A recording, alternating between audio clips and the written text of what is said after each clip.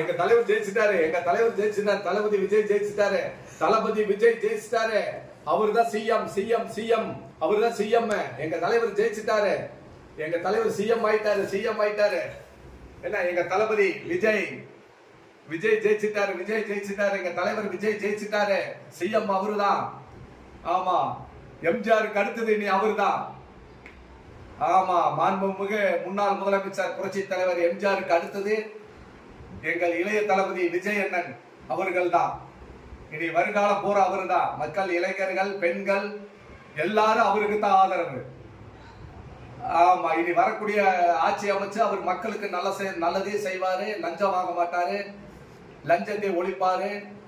வந்திருக்கக்கூடிய எம்எல்ஏகளுக்கு அறிவுரை சொல்லி வரக்கூடிய காலகட்டத்தில் எல்லா எம்எல்ஏ வந்து விஜயோட பின்னாடி நின்று 234 தொகுதியில் ஓட்டு போட்டவங்க போடாதவங்களுக்கு அவர் நன்மை செய்வார்.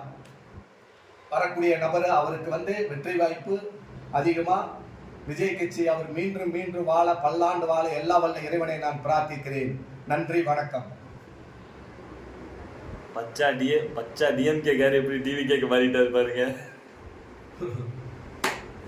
Okay, correct. ஆமா, போட்டு விடுங்க.